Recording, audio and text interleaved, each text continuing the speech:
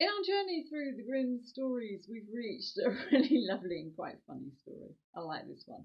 It's called The Gnome, and it actually involves actually several gnomes, three princesses, three huntsmen, one king, an apple tree, three dragons, hunting knives, and a flute. There was once a king who owned an apple tree, and this apple tree was so prolific, it produced the most succulent, juiciest, lovely and tempting apples. But the king didn't want to share them with anyone. He wanted them just for himself. So he protected his apple tree by placing, the story says, a spell. What is a spell of protection? This sounds more like a curse, because anyone who took an apple from the tree and ate it would find themselves a fathom under the ground. Now there was one autumn day. Now the princesses loved to walk in the orchard, and they watched the apple tree as it produced blossom in the spring, and the bees buzzed around in it, and they watched the apples grow until they couldn't resist temptation any longer. So each princess picked an apple and began to eat a lovely, juicy apple. And as they did so, the ground split open, and each princess found herself drawn a fathom down into the earth. Now, when the princesses did not return that evening, the king put out a proclamation that whoever found them could marry one of them.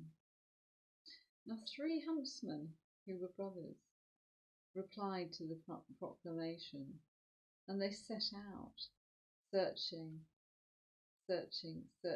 for the princess. And their journey took them to a castle which was abandoned and empty. And when the brothers went in the castle, they found a table laden with the most delicious food. So they decided to stay there, decided to make themselves at home. So on the first day, the oldest brother said that he would stay at home and take care of the castle, while the other two brothers went out searching for the princess. And as the oldest brother was sitting at the table, a gnome appeared. A gnome, a little man. And he said to the oldest brother, "Give me a slice from that loaf of bread." So the oldest brother cut a slice from the loaf and gave it to the gnome. The gnome promptly dropped it and said to the huntsman, "Pick up my slice of bread." So the huntsman stooped down, picked up the slice of bread, and the gnome gave him an almighty whack and disappeared. And on the second day, the same thing happened to the middle brother. But by the third day, it was the turn of the third and youngest brother. He stayed at home and looked after the castle. And the same little man, the same gnome, appeared to him and said, "Just give me a slice of bread from your loaf." So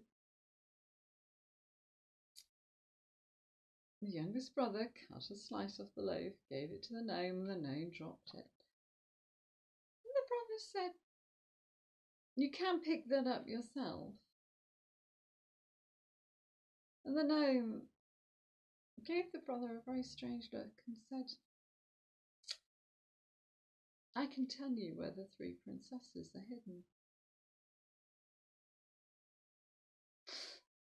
So the youngest brother followed the gnome through the castle until he came to an abandoned well.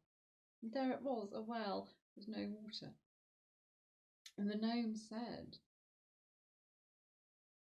if you go down the well, if someone lowers you down the well in a basket, you will find at the bottom 3 doors, and behind each door is a room, and in each room is a many-headed dragon. And in each room with the dragon is a princess taking the lice from the dragon's scale. And with that, the brother gave the gnome a strange look, and the gnome said, and before I go, there's one last thing. Do not trust your brothers.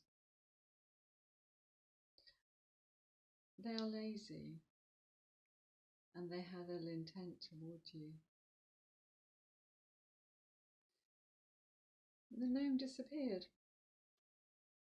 So the next day, after the youngest brother had told this story, they found a basket. The oldest brother was the first to go down with his hunting knife and a bell.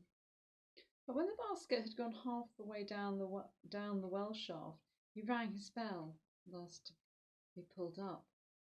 And so with the second brother. It was only the third brother who went all the way down the bottom of the well shaft. And there he found, just as the gnome had said, 3 rooms, 3 doors, and the rumble coming from each room of a snoring dragon, and I dread to think how loud that must have been. But the brother opened the first door and found a dragon with 9 heads, sound asleep. So the young huntsman took his knife and cut off all 9 heads of the dragon. And the princess was so grateful, she flung her arms around him and kissed her thanks. In the second room was a dragon with 7 heads, and the huntsman took his knife and cut off all 7 heads. And the princess was so grateful to be freed that she flung her arms around the huntsman and kissed her thanks. And in the third room was a dragon with 4 heads, and the huntsman cut off all 4 heads, and the princess kissed her thanks. And one by one the princesses were lifted up the well shaft in the basket. But when the basket came back down for the youngest brother, he remembered the warning that the gnome had given him. Instead of getting in the basket himself, he put a stone in the basket, and when he got halfway up, the rope was cut and the basket came crashing down the well shaft. And the brother realised that if he had been in that basket, the fall would have killed him. So there he was, at the bottom of a well shaft, with 3 dead dragons, and no way of getting to the top of the shaft. But as he walked through the rooms, he found a flute.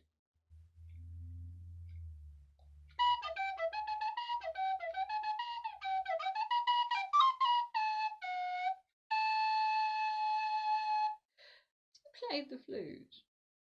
Not only did the gnome appear, but lots of gnomes appeared.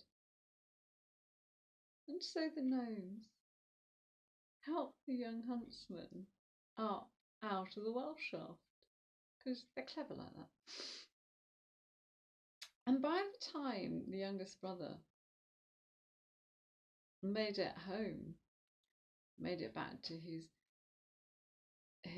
own city, and the time he went to the king's castle,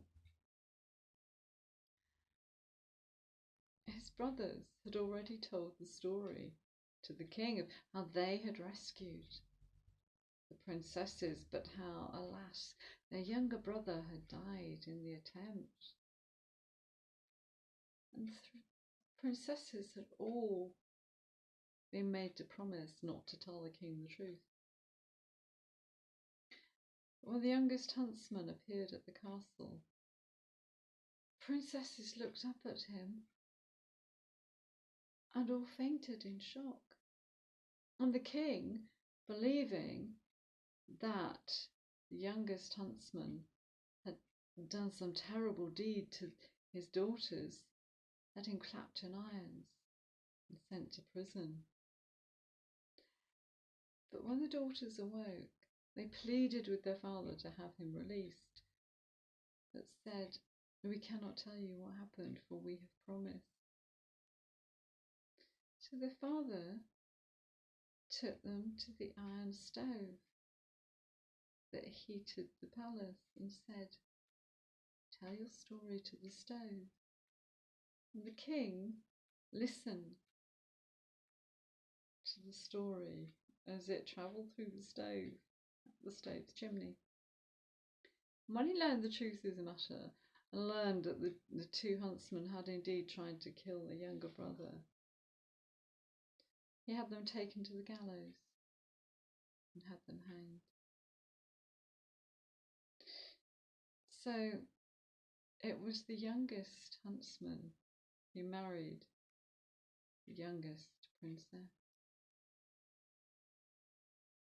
So perhaps he got to do a lot of hunting, and perhaps he got to play many tunes on a flute. I hope you like that story.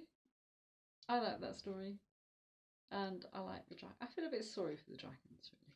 But there you are. So, another dragon story.